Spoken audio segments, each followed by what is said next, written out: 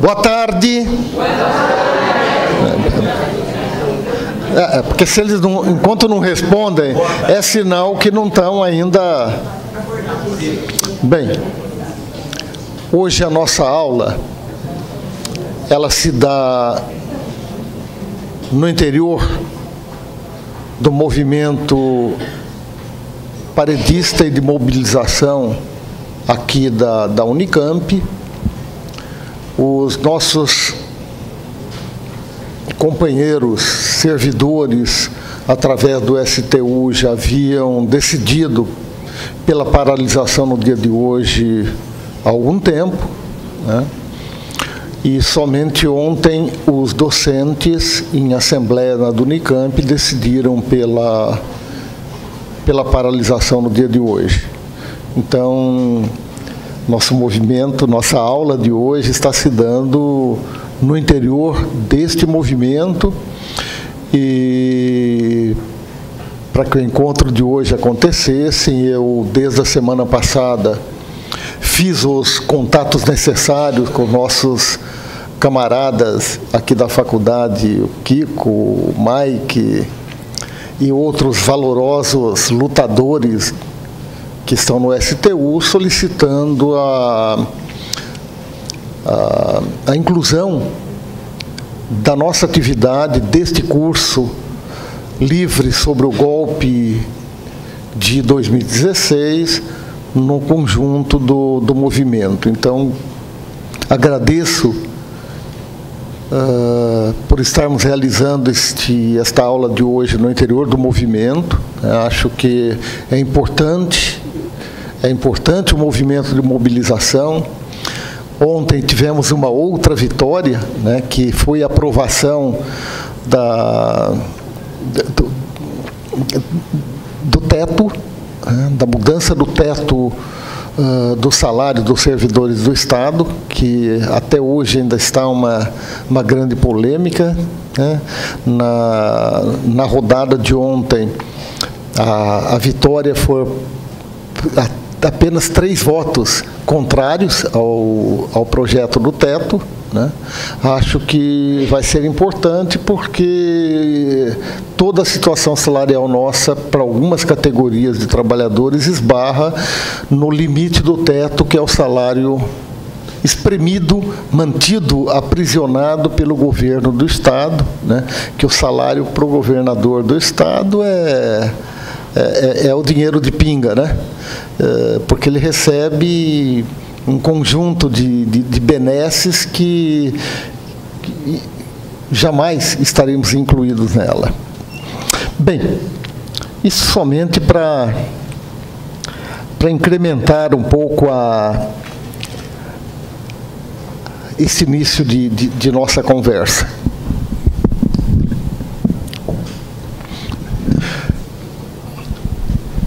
Bem, estamos num momento de embate, em termos conjunturais, bastante interessante, né?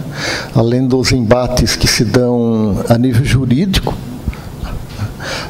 que não deixam de ser importantes, porque também está em curso a necessidade de restabelecer a letra da Carta Constitucional e de sua plena vigência, né?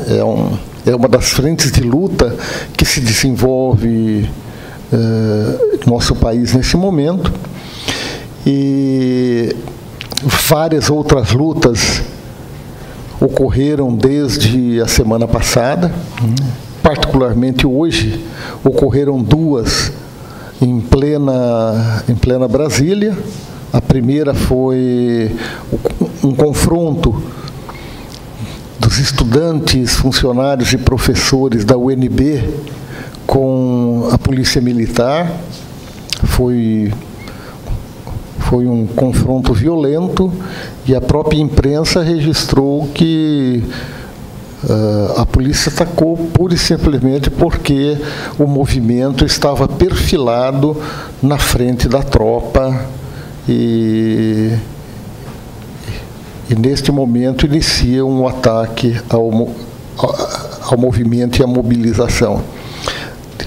Tiveram vários feridos, vários presos, e vai aprofundando o quadro de luta no nosso país. E também houve uma mobilização no eixo de Brasília, uma mobilização de 1.500 indígenas, né, contrários a toda alteração da legislação que está ocorrendo neste momento. Não houve confronto nesta mobilização, né, mas só para estar registrando que sob a aparente normalidade está a sociedade civil plenamente mobilizada, organizada, com várias frentes em vários espaços de luta no nosso país.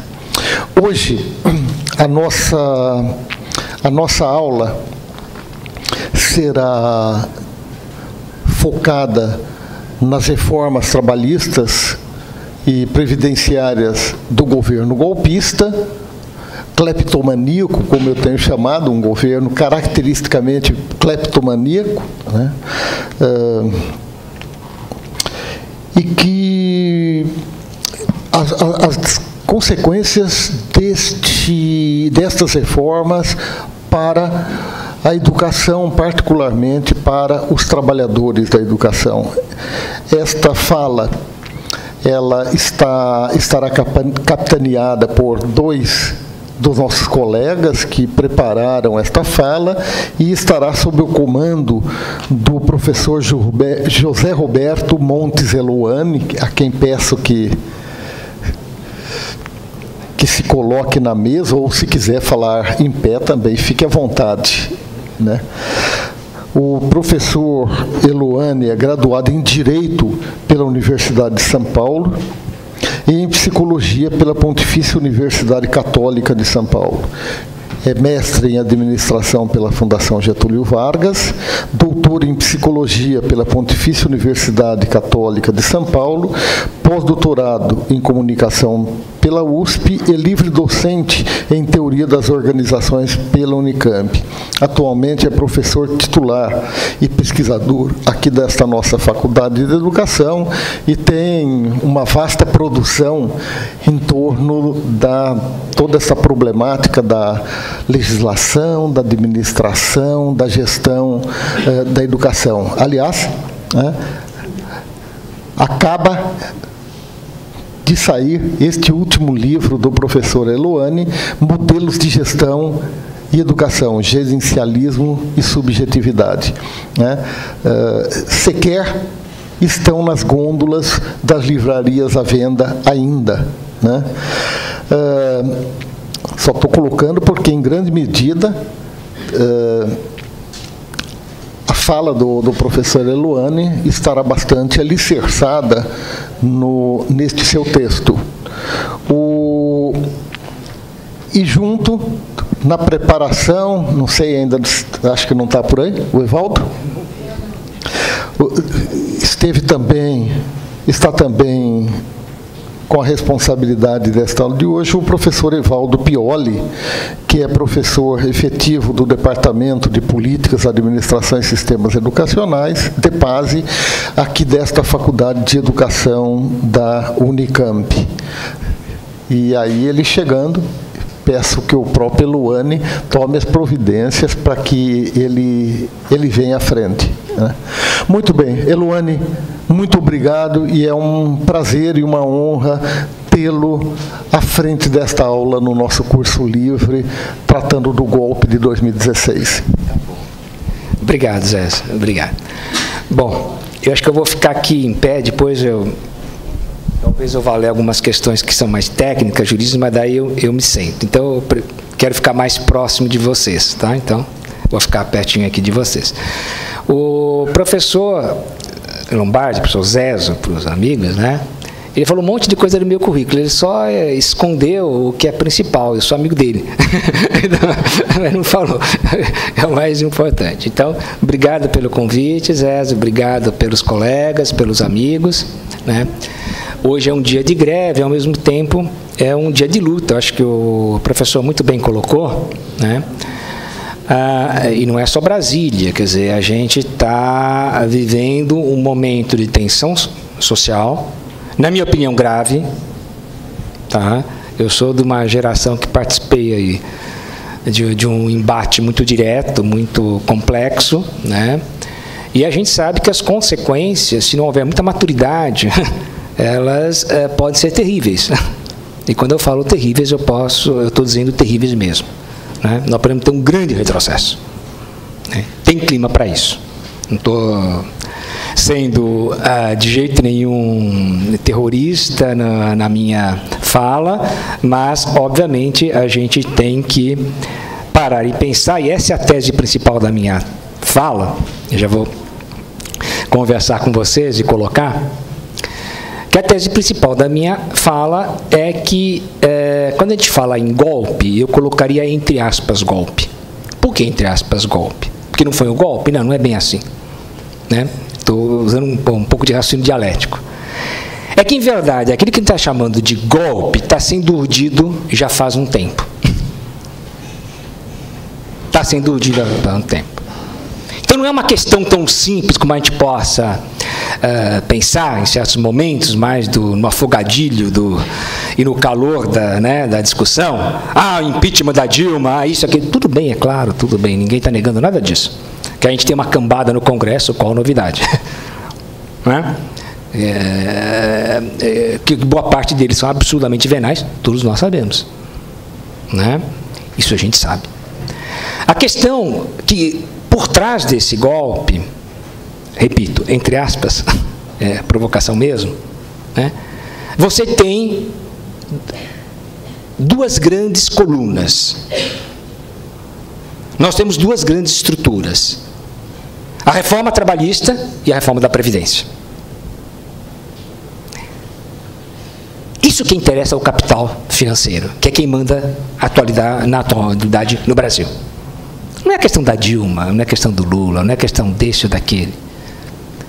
Capital financeiro não tem pátria, capital financeiro não tem moral, capital financeiro não tem ética, capital financeiro só vê o cifrão, só vê, usando um termo mais técnico, a taxa de lucro. É isso que lhe interessa. E quem não submete ou é incapaz de gerar essa taxa de lucro, simplesmente tem que ser apeado do poder. É simples assim. Então, a lógica do golpe é a reforma trabalhista, que a gente viu o quanto foi mobilizado, o quanto se gastou, e eu digo literalmente, as assessorias, boa parte delas, inclusive competentes do ponto de vista jurídico. Não pense, não se iludam, que o texto, a medida 13.478, foi redigida por neófitos no direito ou por advogados de porta de cadeia. Não foi. E a segunda grande coluna, a segunda grande estrutura, que ainda não vingou, mas se nós não tomarmos conta, né, como dizem os juristas, calharmos muito bem, né, sempre muito cuidadosos com isso, é a reforma da Previdência. Verdadeira obsessão dos governos. Por quê? Porque elas quebram com a lógica do Estado da Previdência. Porque elas detonam com todo o projeto mais progressista.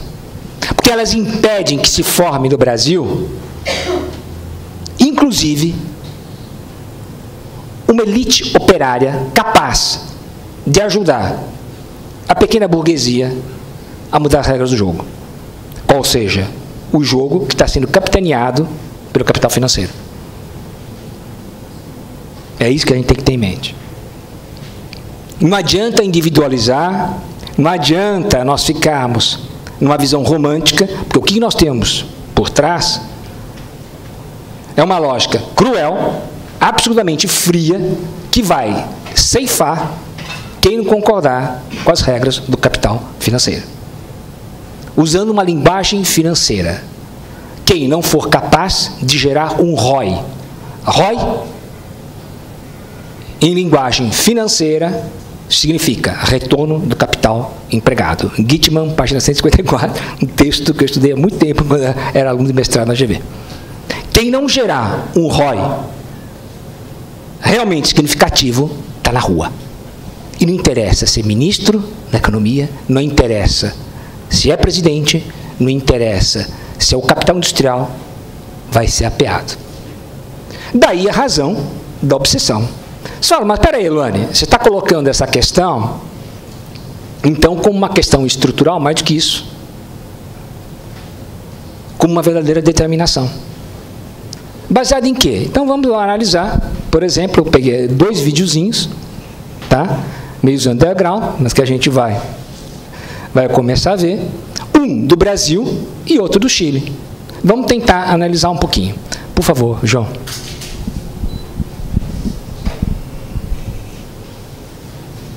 E depois a gente volta para analisar essas reformas um pouquinho melhor. Pois não. ROI, é retorno de capital empregado, ROE. Tá? Em verdade, é uma fórmula. Quem elaborou foi o Gitman, que é um grande financista, é um termo da área da administração financeira. É o quanto você investe e quanto você tem retorno. Por exemplo, se você tiver 2 pontos alguma coisa, dobrou, triplicou, deu para entender? Por exemplo, o spread no Brasil é o maior do mundo. Não sei se você sabe disso. O que é spread? É a diferença do que o banco lhe paga quando você aplica seu dinheirinho, quando sobra alguma coisa, a gente recebe nosso salário, né? Daí a gente aplica no banco. Segura só um minutinho. A gente aplica no banco. Tá? Então, chega lá, aplica o dinheirinho, olha, eu preciso guardar para os meus filhos, para o meu sobrinho, patati patatá. Eu ganho tal, então eu vou aplicar hoje, eu vou aplicar por mês R$1.000 lá, né, no banco XYZ.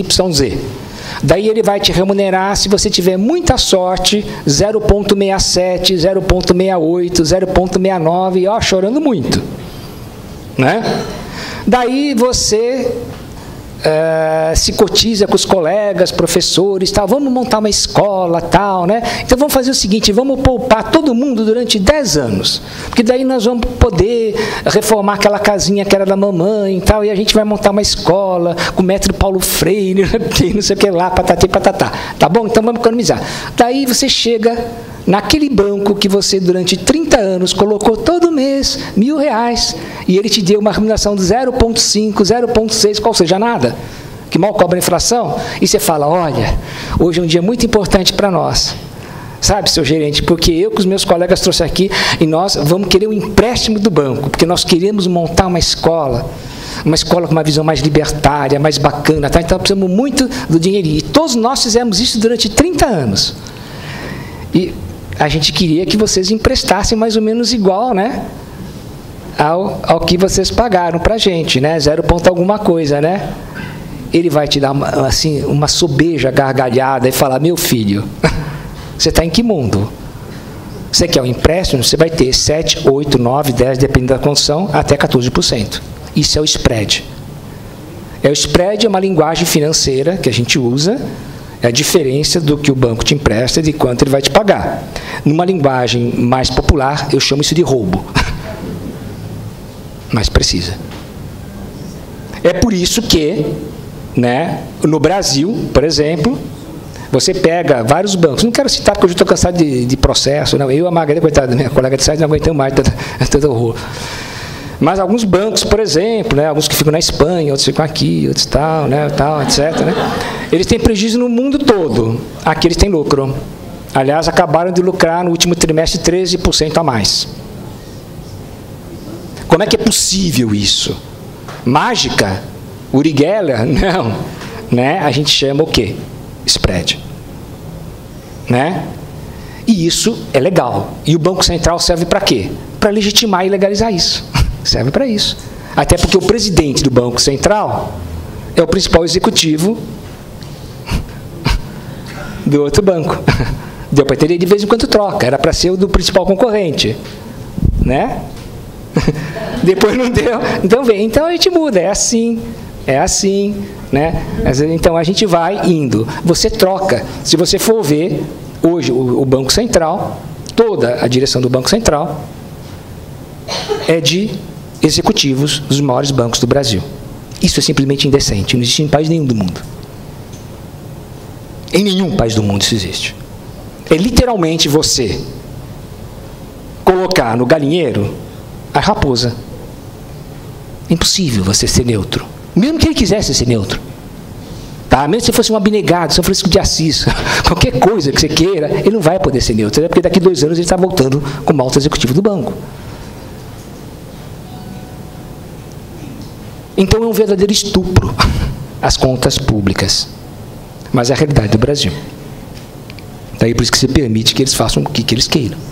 Não sei se vocês notaram, se você retira rapidamente o dinheiro, é o excesso de caixa. Se você não retira o dinheiro, a conta está parada, você paga uma taxa. Você paga pela conta não ser mexida. E assim por diante. Ou seja, você paga de qualquer maneira. Taxas que em outros países mais civilizados, isso não existe. Por quê? Porque são eles que deitam as regras, são eles que fazem as regras. Então, vamos assistir um videozinho para a gente ver como é que essas questões, né, elas se dão. São 2 minutinhos. Por favor, João. 2015, tá? Veja bem, em abril. Exatamente 3 anos.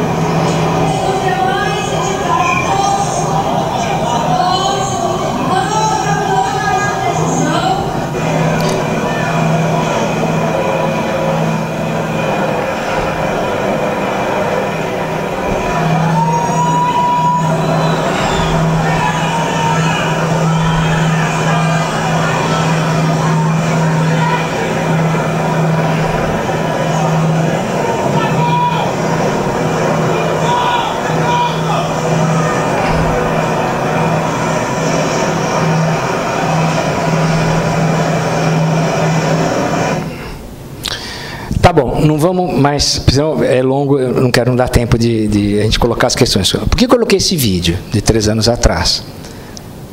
Porque foi algo tão significativo que a gente não pode deixar de considerar. O que esses professores estavam reivindicando?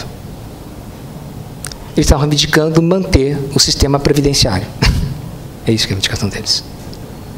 Nunca se teve uma repressão tão direta.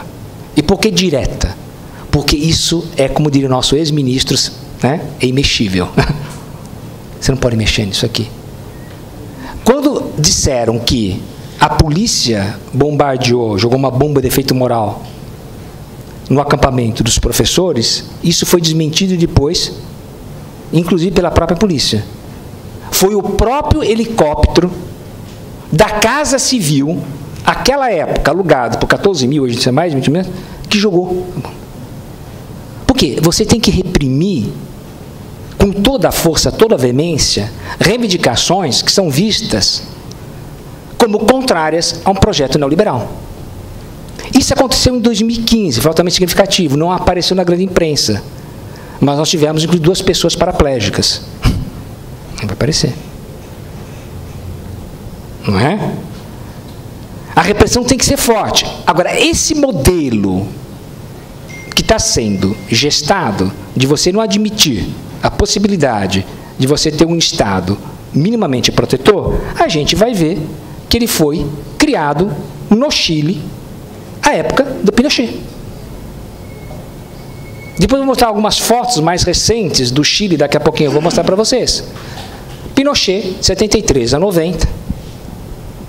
Ele inaugura na América Latina o maior laboratório neoliberal aqui das terras tupiniquins. Para baixo. É interessante notar que o Pinochet, ele vai tornar como paradigmático a reforma educacional. o que ele faz? Ele começa privatizando, inclusive, e municipalizando as escolas. As chamadas P90, eu estive lá, inclusive, naquela época, logo após, eles pegavam as escolas, municipalizavam, posteriormente elas eram passadas para empresários de ensino, que ficaram riquíssimos, e inclusive chamavam as mães para serem voluntárias e substituírem, em grande parte, o professorado. Isso levou que o Chile reduzisse, naquela época, em 50% os investimentos em educação. 50%.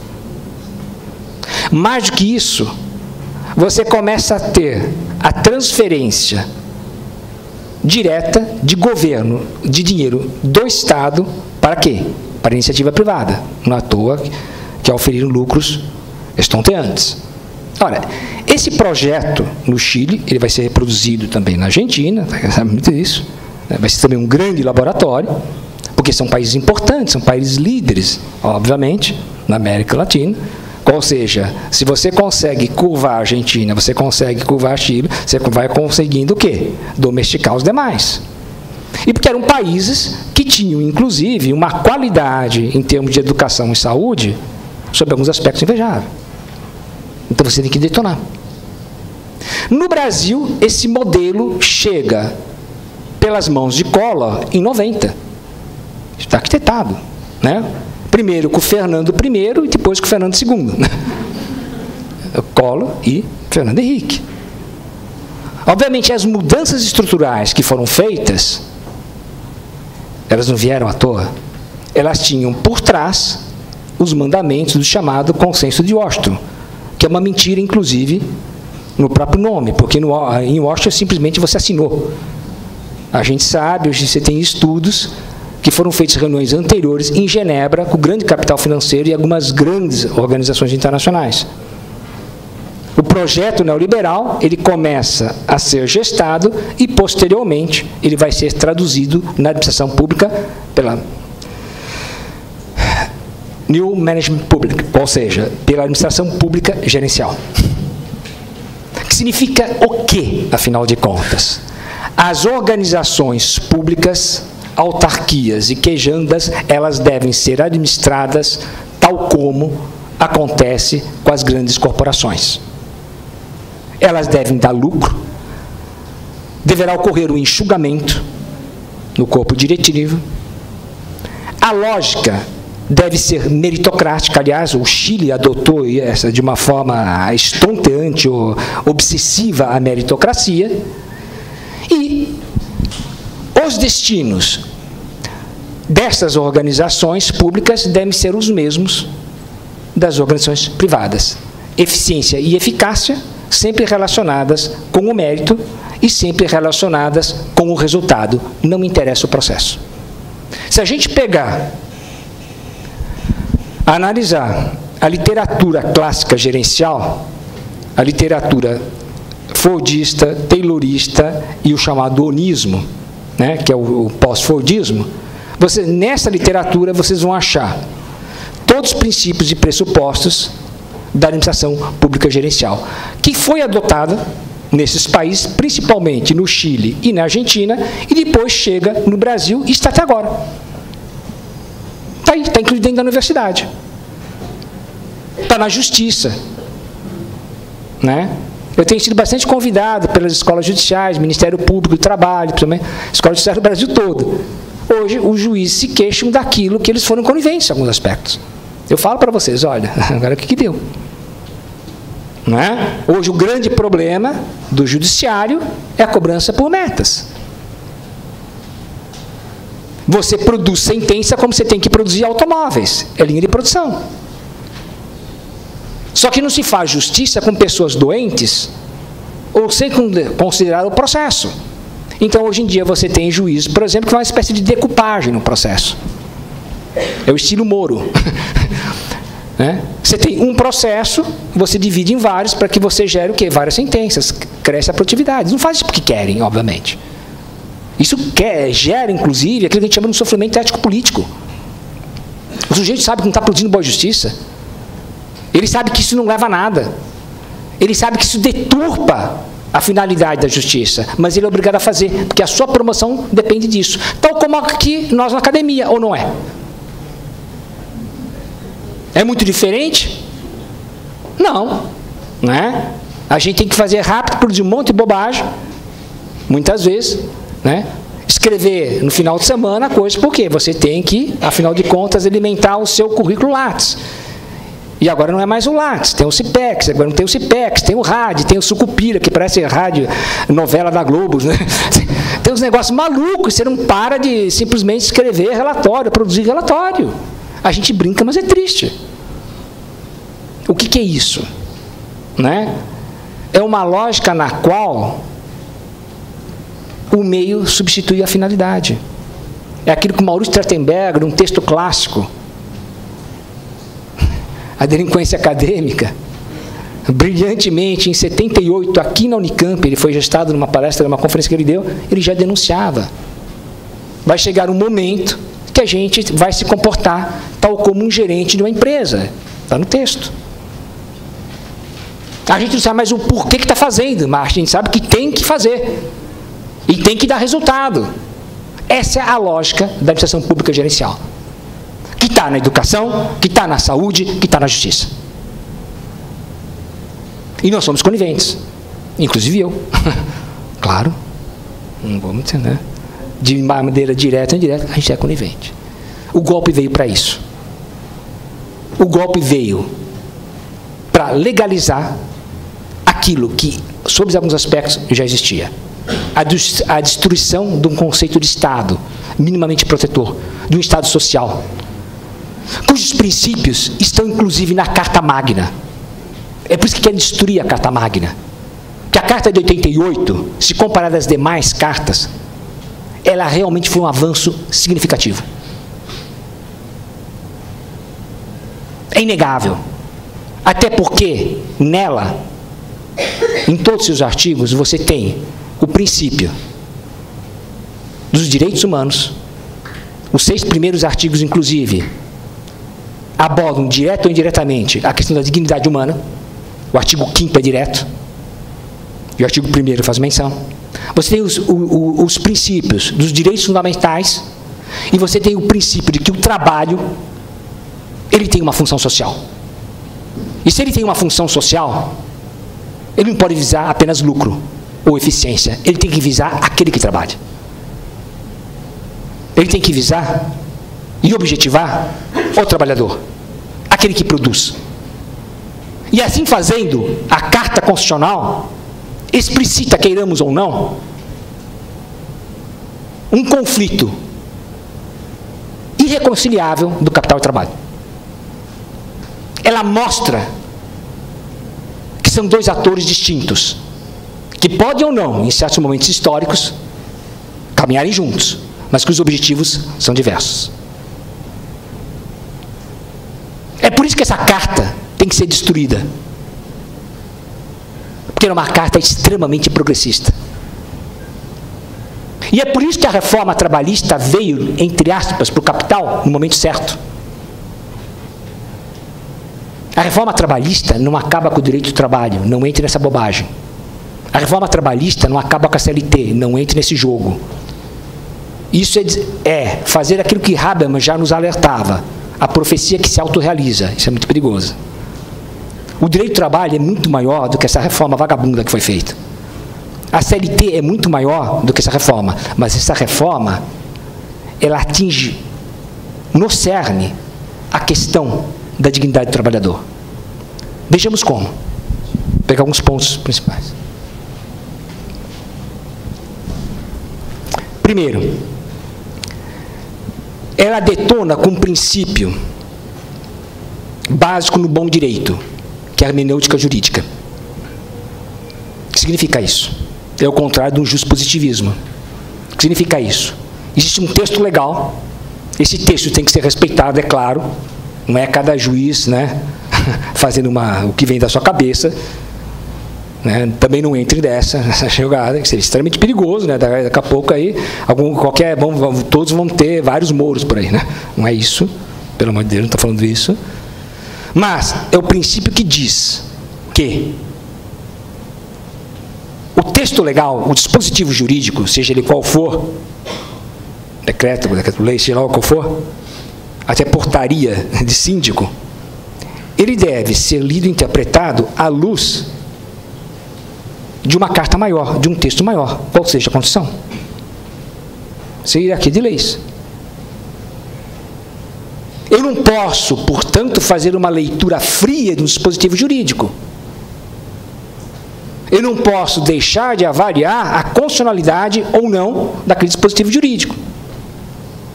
Eu não posso deixar de me perguntar, como magistrado ou membro do Ministério Público, ou sei lá quem for, ou autoridade policial até, se aquele dispositivo é contrário àqueles 3 princípios que eu acabei de elencar. Porque se o forem, são nulos. São ilegítimos. Por exemplo, vamos começar do fim para o começo do que eu ia falar. Quando, de uma área que é bem próxima a mim, que eu trabalho há 20 anos, que é a questão do dano moral e assédio moral.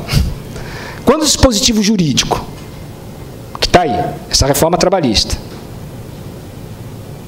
assegura que a indenização por dano moral, portanto, por uma injúria, de qual ordem for, pode ser injúria por racismo, pode ser lá qual for, ela é proporcional ao salário do sujeito, eu estou dizendo que eu, que sou professor titular, por exemplo, se eu for injuriado, né, por alguém, né, eu posso pedir uma indenização maior do que um MS3. E o MS3 vai, se ganhar a demanda, o mesmo tipo de injúria, tá? O mesmo tipo de dano moral, estou falando de injúria no sentido não técnico, tá? Estou no sentido, né? Ser um servidor, entre aspas, menos qualificado, ele vai receber o quê? Uma indenização menor do que MS3. E aquele que ainda é menos qualificado, é o terceirizado e caracterizado, vai receber uma indenização ainda menor do que o sujeito.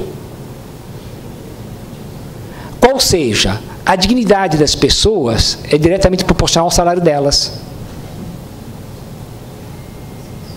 Dá para acreditar nisso? Mas é o texto legal, está lá.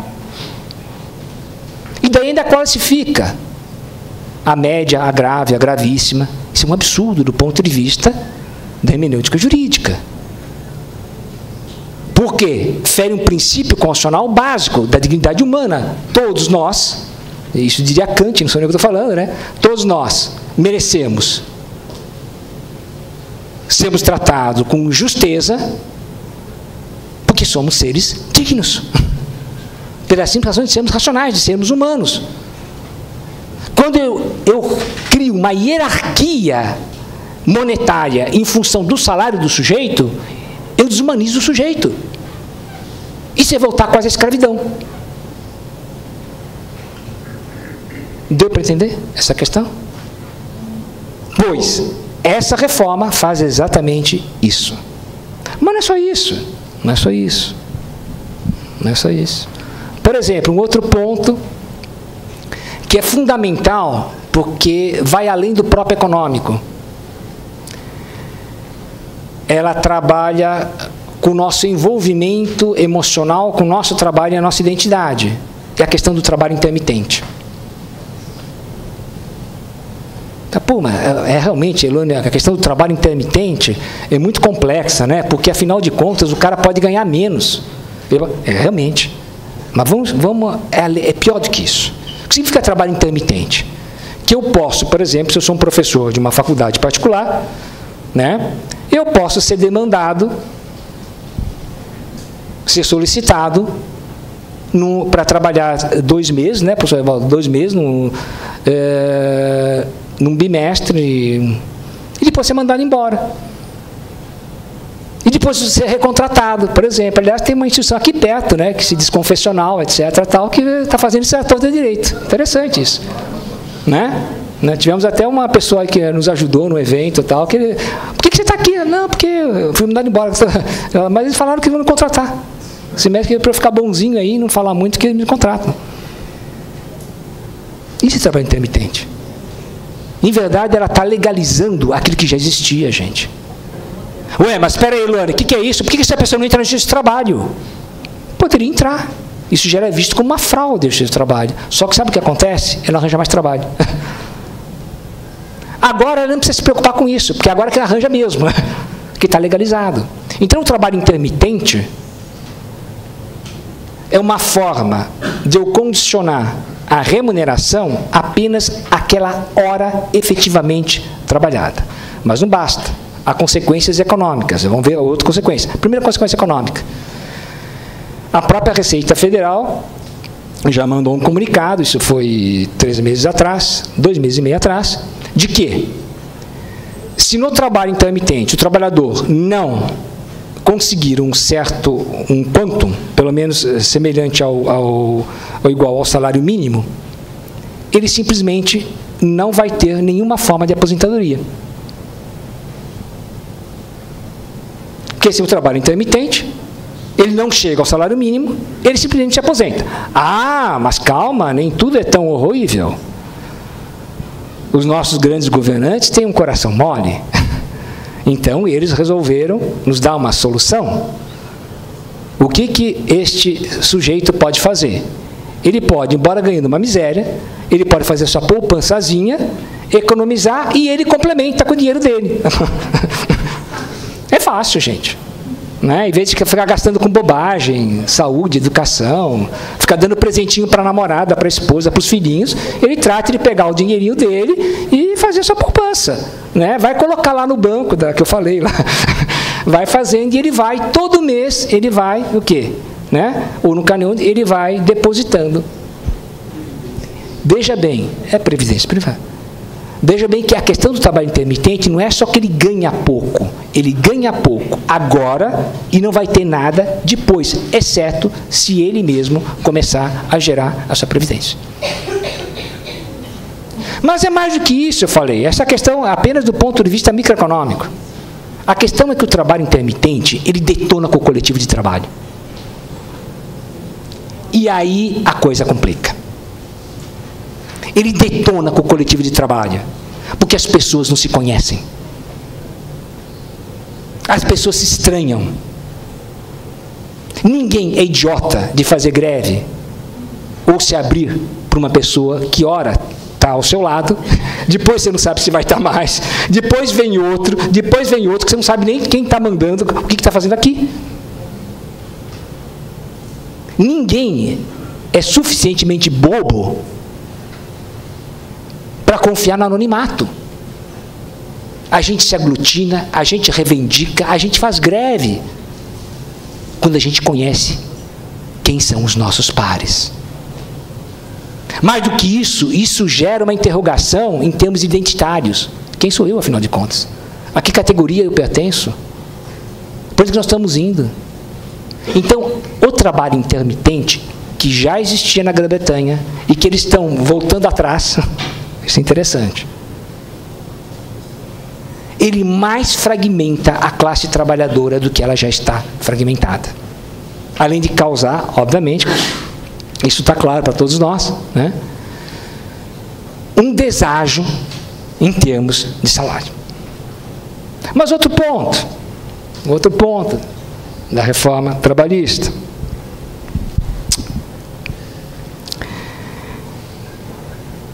É a possibilidade de, e aí eu vou mostrar para não falarem que é ideológico, não fica aquele discurso, o Eluane, discurso ideológico. Tá bom, então eu tive a pachorra, eu colhi inclusive despachos, né, de juízes, eu vou mostrar para vocês, só não posso passar para vocês que eu vou preso, mas tem inclusive sentenças de juízes. Pela atual legislação, a pessoa que demandar, o chamado em jargão jurídico, o requerente, né? O requerente, se sucumbente, que significa isso em palavrão jurídico, né? Se perder a ação, ele paga a ação. Daí, se vocês forem ver, o último artigo do professor José Pastore da USP, o grande representante intelectual orgânico do Capital, né? Ele falou que estava contente, né? Que ele falou que as ações, e é verdade, ele tem razão, na área trabalhista, eu chequei lá com meus amigos da Justiça do Trabalho, falaram que foi exatamente isso, né? Aliás, chequei, eu tive um tribunal, segunda-feira, tribunal regional, que é a maior, segunda região, lá em São Paulo, né? Eu falei, exatamente, caiu 50%. Não dá, eu peguei, trouxe para o Eval na congregação, mostrei até a publicação deles. Segunda-feira peguei. Realmente o pastor está certo, caiu 50% das ações. É claro, só se o cara foi idiota. Se o cara não tiver tudo muito organizadinho, um excelente advogado, ele corre o risco de ter que pagar 67 mil reais, como aconteceu com uma bancária.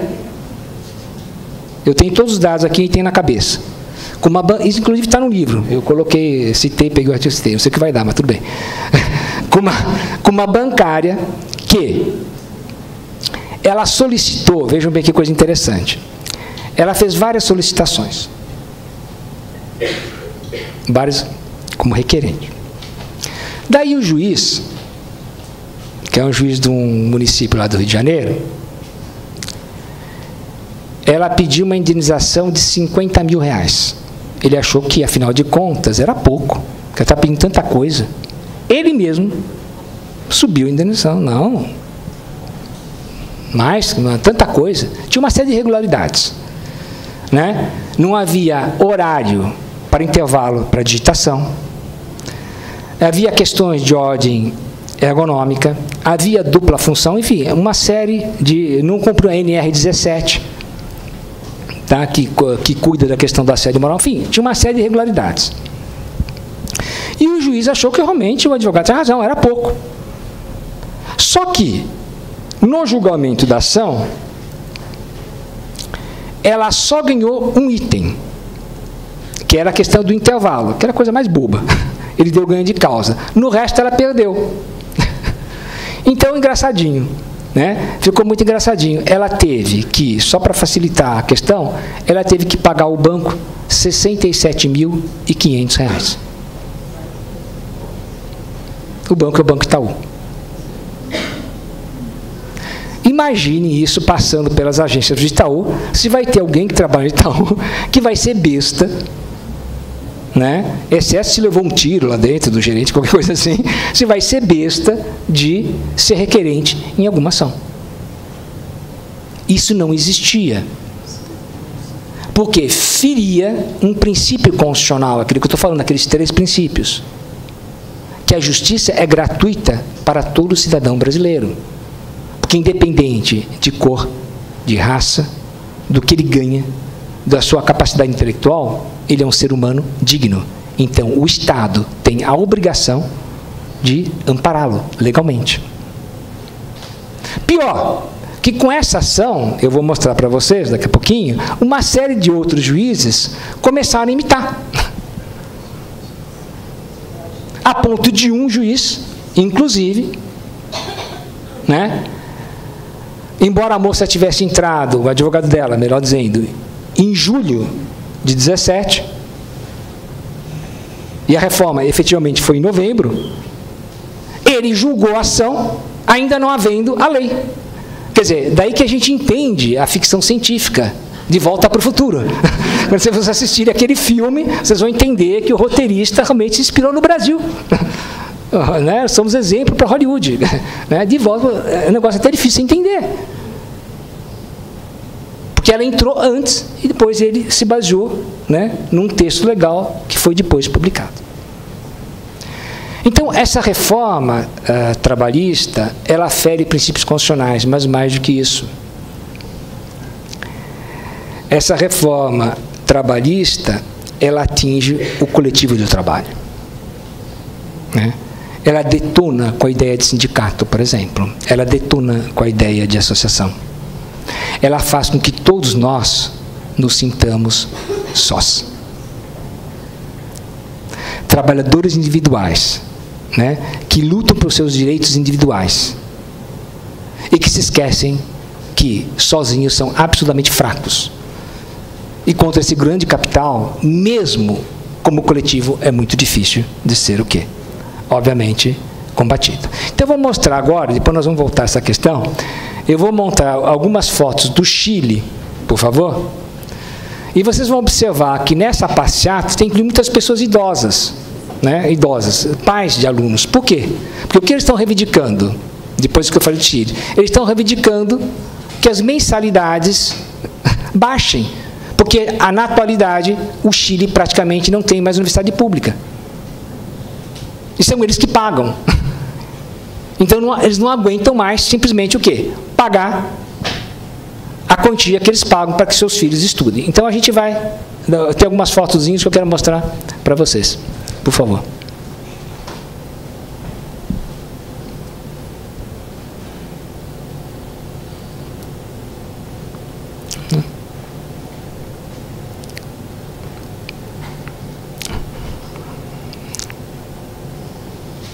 Com a força da repressão, não tinha nenhuma razão, até porque não tinha violência. Mas por que você tem que reprimir? Porque você está mexendo com aquilo que é o mais importante, que é o cerne da reforma. Né? Então você não pode deixar esse movimento crescer. Né? Quando aconteceu isso no Chile? 2 anos atrás. 2 anos atrás. Você vê algumas fotos de pessoas lá, são pessoas que são pais de alunos, são de alunos, é interessante. É passeata de aluno que tem mais pai do que aluno, né? Porque é quem paga as mensalidades, né? Então.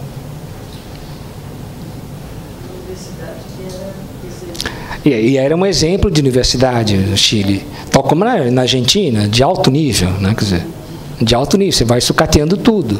Nós estamos indo para o mesmo caminho. Não se iludam. Não está muito melhor, não.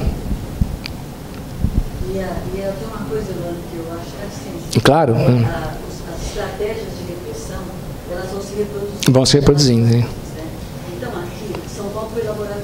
Porque Alexandre Moraes, ele treinou uma polícia aqui quando ele era secretário, né? Ele faz exatamente aquilo que a polícia no país faz hoje para reprimir. Ele está lá sentado no Suprema. Né? Bonitinho, aquela capa bonita lá. Tem um para vestir a capa. Mas você veja, eu fico imaginando, né? Eu fui ao Chile 3 vezes. Sim. Eu fui ao Chile, um pouco antes do Collor. Não, então também fala. Eu estou falando baixinho. 2 minutinhos. Eu visitei o Chile 3 vezes, né? E acompanhei esse processo. Primeiro, na época que o Chile estava sob estado de sítio. E que você, para sair à noite na rua, você tinha que avisar onde ia, né? Porque você não podia andar, né? E carabineiro a cada esquina. Eu voltei depois com o Chile já, né? Pinochet, eu falei, a terceira eu só votaria quando ele tivesse morrido já, que foi o que eu fiz, né? Então, na segunda, havia esta questão. Começou a privatização das escolas, começou a questão das universidades sendo devastadas, né? Mas uma faixa da população enriqueceu com o processo. É interessante isso, porque uma faixa da população, algumas pessoas, elas se achavam melhoraram de vida, né? Aquela coisa, privilegiou uma faixa, muito restrita, mas privilegiou. E a terceira vez, que foi muito recentemente, 2 anos, né? Eu assisti a coisas desse tipo, exatamente. E um povo que visualmente estava empobrecido. Você vê um povo empobrecido naquilo que ele veste, naquilo que ele calça, naquilo que ele come, né? Você andava, você via isso, que era muito diferente de um Chile antes do processo, né, neoliberal instalado, né? Então, a gente está nesse caminho. Certamente, nós já andamos muito, né? Eu acho que a gente já andou muito no caminho. A gente já está chegando numa coisa perigosíssima, né?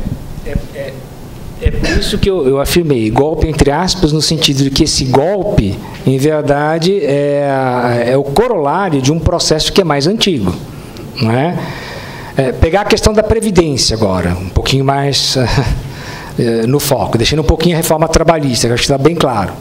As mentiras, inclusive. Né? Só para vocês terem uma ideia, para quem não é da área jurídica, quando eles alegam, olha, a CLT, até pessoas muito bem intencionadas, a CLT está anacrônica, a CLT é um dinossauro, é não sei o quê, não sei o que lá. Fala, puxa, mas é verdade, eu ouvi falar que a CLT, afinal de contas, ela foi inspirada na Carta del Lavoro, do Mussolini, patati patatá, né?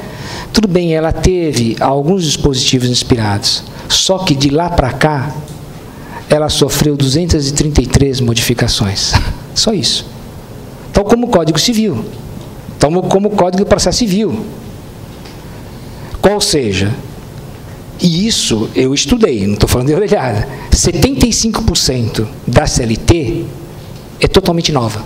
75%. Não tem nada a ver com o texto anterior. Agora, ninguém na grande imprensa vai falar isso. Foram 233 alterações, gente. Ou seja, a CLT de agora não tem nada a ver com a CLT da década de 40, não tem nada a ver. É um outro texto que foi completamente modificado. Não tem nada de dinossaurico. Pode não ser perfeito, pode precisar de modificação. Até aí tudo bem. A gente não muda até o regimento da escola, óbvio, até bom. Mas alegar que aquela CLT, que esse texto legal, nada tem a ver com a modernidade, é simplesmente mentiroso. Tão mentiroso como que, por favor, a Previdência está quebrada. Vejam aí a Previdência quebrada. Eu conheço o senador Painha, um cara que, em função da questão da série, a gente há muito tempo, é uma pessoa seríssima, ele é um dos poucos políticos que eu ainda tenho respeito, isso é a verdade. Ele fez um relatório no qual ele convidou para formular esse relatório pesquisadores do Brasil todo, inclusive gente de centro. Eu tive colega da GV, eu fui professor na GV 22 anos. Gente sempre muito competente. Eles falaram, a Previdência não está quebrada. É uma mentira. Foi um relatório imenso, extremamente detalhado. Agora, o porquê dessa insistência, dessa obsessão? Porque os verdadeiros devedores da Previdência são as grandes corporações, principalmente o capital financeiro, está aí. Os maiores devedores, Itaú, Bradesco, Santander, ou a própria Caixa Econômica, o próprio Banco do Brasil. O Caetano, que era o grande arauto da privatização da Previdência, ou melhor, da reforma da Previdência, alto falha, hein? Essa foi da reforma da Previdência. Quem é o Caetano? Ele é o principal CEO da Brasilprev, que é o Banco do Brasil. Como é que você coloca um cara para coordenar a reforma da Previdência se ele tem interesse para manter no próprio cargo? Agora, isso a grande mídia não divulga, porque não dá para divulgar. Ela divulga que está quebrada, ela divulga que é um horror. Não. O relatório do Paim diz claramente, o problema da Previdência é de gestão. O dinheiro não para lá, ponto. Novidade, não. Paulo Clias, da GV, já falava isso, que hoje está no Ministério da Planejamento. Paulo Clias é uma das pessoas que mais entende de Previdência no Brasil, se não for que mais entende.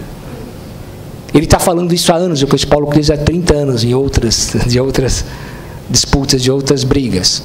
Ele estava falando isso há 30, ele vem colocando essa questão há muito tempo, não está, ele tem dados por dentro. Denise Gentil, já vinha colocando no Federal do Rio de Janeiro. Eduardo Fagnani, aqui, nosso colega da Economia, tem vários textos, palavras belíssimas, já colocou isso claríssimo, não está quebrado.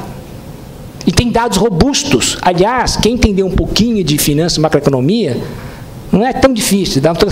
Entre no próprio site da Previdência. Veja a relação de débito e crédito. Não está quebrada. Por que a grande mídia insiste? Porque a grande mídia hoje depende dos grandes anunciantes e o próprio capital financeiro tem boa parte da grande mídia na mão. Como é que, afinal de contas, uma Rede Globo, não é Globo, os demais é a mesma coisa, mas como é que ela vai defender que a reforma da Previdência, dessa forma, não é necessária, se ela é dona da Mafre, na seguradora? É impossível essa defesa. Seria contrário aos interesses, não é? Mais do que isso, hoje o capital financeiro está dentro o quê? Da educação.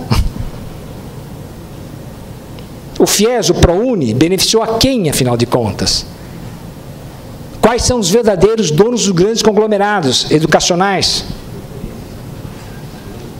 Por trás são os bancos. Em alguns eles têm 30%, em outros eles chegam a ter 78%. Em outros chegam a ter 90%. Não quero citar nome, mas eu sei o que eu estou falando. Tá? Inclusive nesse livro aí que eu estou publicando, a gente tem algumas cifras e eu coloco lá. Então, obviamente, que essa lógica é uma lógica que atinge o conceito de Estado. Hoje nós estamos na encruzilhada. Se esse golpe realmente não for banido, se não houver uma reação à altura, nós teremos implantado no Brasil realmente um Estado absolutamente neoliberal, detonando com a base da Previdência, detonando com os direitos fundamentais, detonando com a hermenêutica jurídica e fazendo de nós, na minha opinião, vassalos do capital financeiro. Depende de nós reagirmos à altura com maturidade ou simplesmente nos individualizarmos, cada um cuidar da sua vida, ou, pior do que isso, ficar se degladiando numa lógica de competição, como já está acontecendo dentro da própria academia. Bom, agora é com o Evaldo, eu já falei o que tinha falado.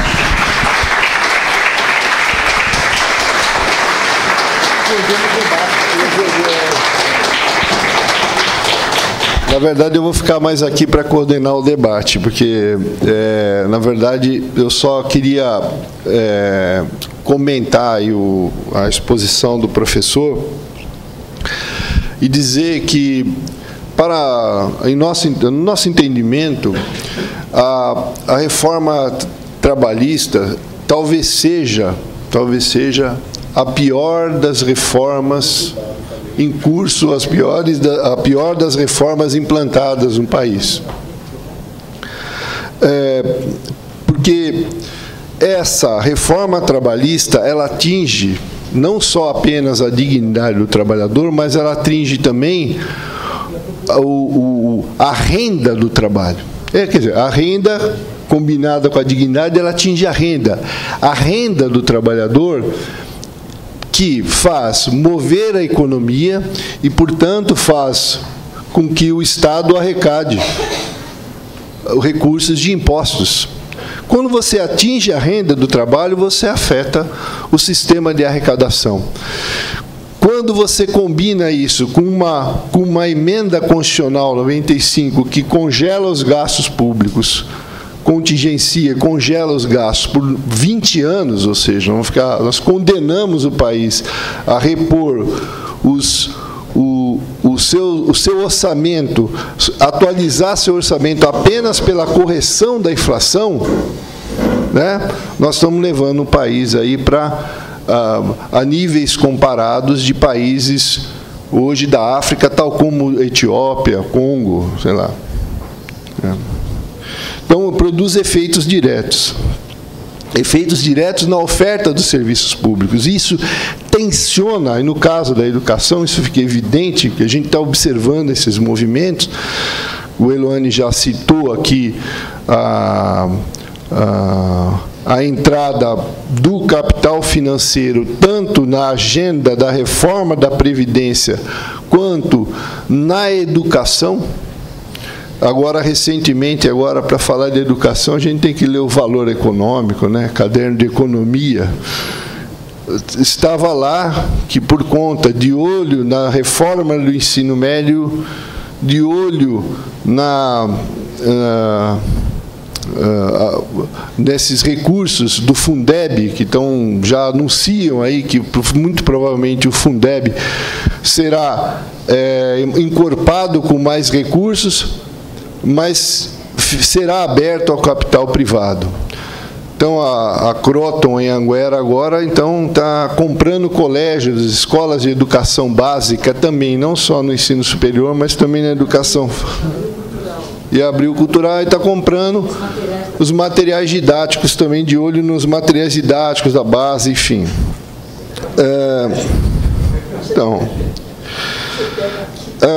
É claro que você atingindo a renda do trabalho, né? Depois o professor comenta, atingindo essa renda do trabalho, você atinge também diretamente o sistema de arrecadação da Previdência. né? Então, você fragiliza muito mais a Previdência. Então, os recursos de contribuição do trabalhador que sustenta a Previdência, eles tendem a diminuir.